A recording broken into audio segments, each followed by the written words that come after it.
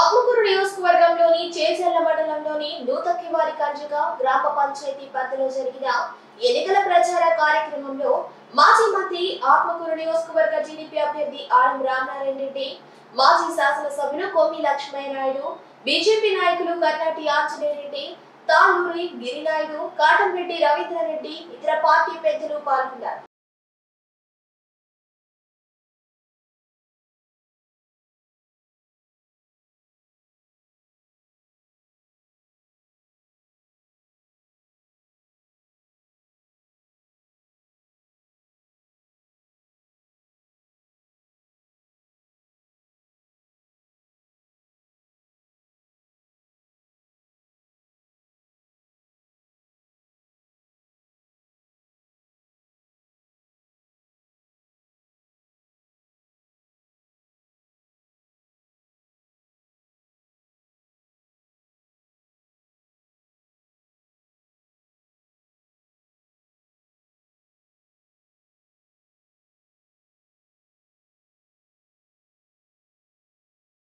ఆత్మకూరు నియోజకవర్గంలోని చేజర్ల మండలంలోని నూతక్కివారి కంజుగా గ్రామ పంచాయతీ పరిధిలో జరిగిన ఎన్నికల ప్రచార కార్యక్రమంలో మాజీ మంత్రి ఆత్మకూరు నియోజకవర్గ టీడీపీ అభ్యర్థి ఆరం రామనారాయణ రెడ్డి, మాజీ శాసనసభ్యులు కొమ్మి లక్ష్మయ్య నాయుడు, బీజేపీ నాయకులు కర్నాటి ఆంజనేయ రెడ్డి, తాళూరి గిరినాయుడు, కాటంరెడ్డి రవీంద్రారెడ్డి, ఇతర పార్టీ పెద్దలు పాల్గొన్నారు.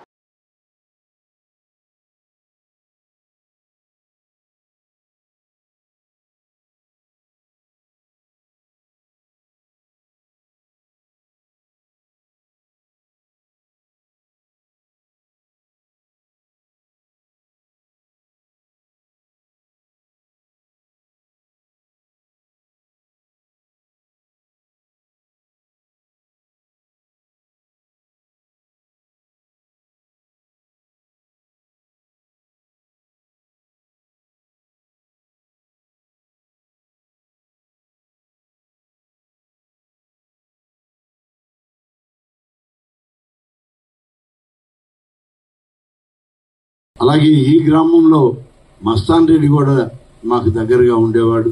ఆయన ఒకసారి గ్రామ పంచాయతీ సర్పంచ్ అయినట్టు గుర్తు నాకు. ఈ విధంగా మరి ఏటూరుకి సంబంధించి దర్శన్ ఉండేవాడు. ఆయన కూడా, వీళ్ళందరూ నాకన్నా వయసులో చాలా పెద్దవాళ్ళు.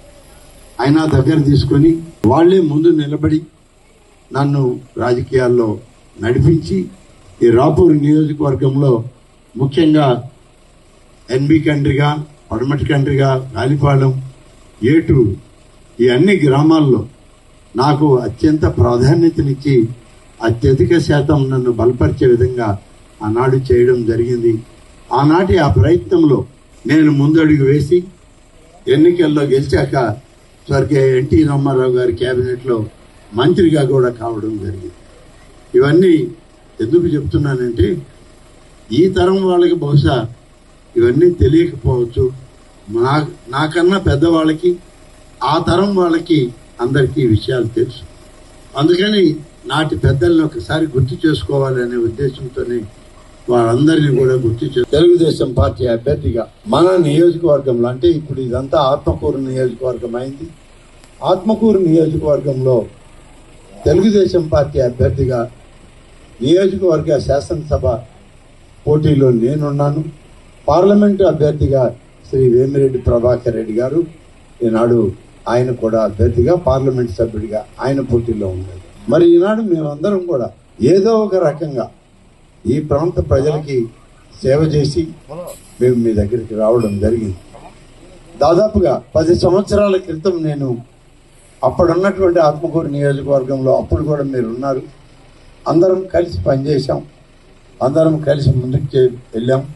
అప్పుడు కూడా నేను ఎమ్మెల్యేని అయ్యాను, మళ్ళీ మీ అందరి ఆశీస్సులతో మంత్రిని కూడా అయ్యాను నాటి ప్రభుత్వంలో. ఆ తర్వాత రాష్ట్ర విభజన తర్వాత ప్రభుత్వాలు మారడం, ప్రభుత్వాలే కాదు పార్టీలు కూడా మారడం, కొన్ని పార్టీలు లేకుండా పోవడం, ఇలాంటివన్నీ కూడా జరిగాయి. మీ అందరికీ ఒకటి విజ్ఞప్తి చేస్తున్నాను, అందరూ గ్రామంలో రైతు వారీగా ఉండేవాళ్ళు. రైతులుగా ఉన్న మీరు ఇవాళ మీరు ఒక విషయం తెలుసుకోవాలి.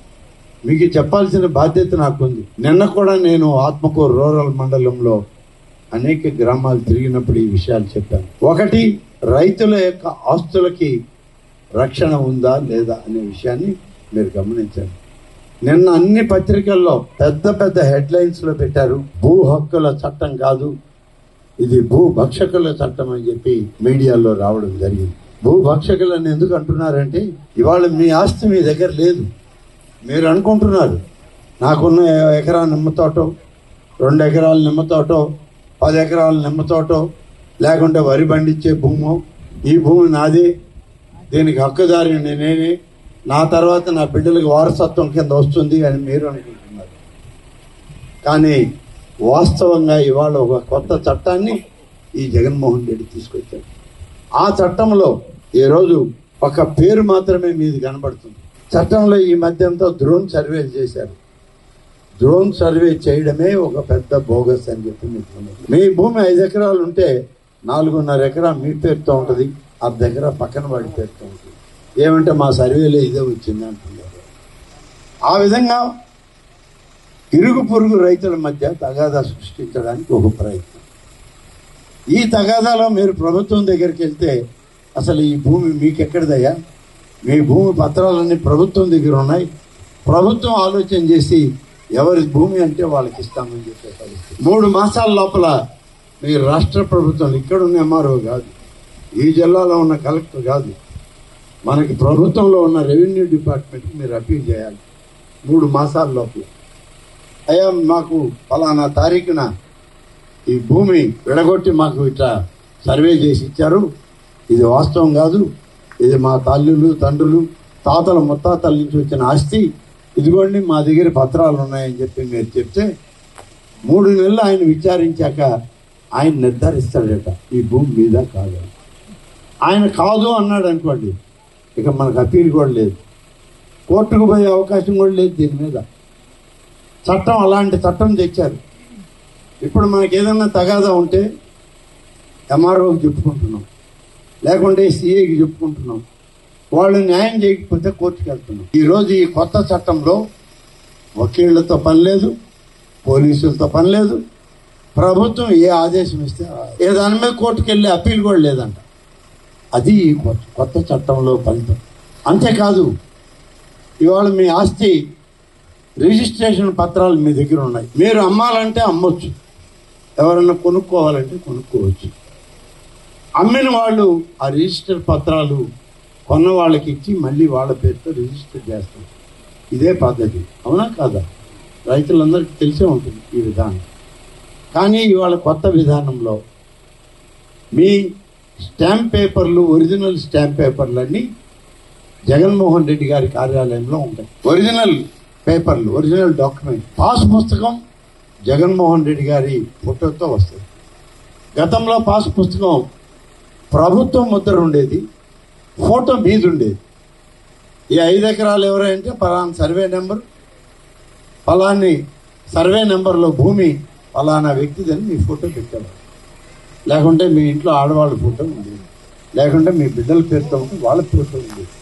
ఇవాళ ఏమి లేదు, ఏకమొత్తంగా జగన్మోహన్ రెడ్డి ఫోటోతోనే ఉంది. ఆ పాస్పోర్ట్ పేరు మీద ఉంది. రేపు పొద్దున జగన్మోహన్ రెడ్డికి సంబంధించిన వాళ్ళు రెవెన్యూ కార్యాలయానికి వెళ్ళి పేరు తప్పుపడ్డది, ఈ పేరుకు మార్చాలి మీరు అని చెప్పి కాగితం ఇస్తే వాళ్ళకి తెలుస్తుందే తప్ప మీ మాట పట్టించుకునే దాఖలాలు లేవు. మీరు అప్పీల్ చేసుకోవడానికి కోర్టుకు కూడా పోవడానికి అవకాశం లేదు. ఈ నెల 13వ తారీఖున జరగబోవు శాసనసభకు ఆత్మకూరు నియోజకవర్గ తెలుగుదేశం పార్టీ అభ్యర్థిగా గౌరవనీయులు మాజీ మంత్రివర్యులు రామనాయుడు గారు పోటీ చేస్తున్నారు. తెలుగుదేశం పార్టీ అభ్యర్థిగా సైకిల్ గుర్తుగా. అదేవిధంగా నెల్లూరు పార్లమెంటు స్థానానికి వేమిరెడ్డి ప్రభాకర్ రెడ్డి గారు తెలుగుదేశం పార్టీ అభ్యర్థిగా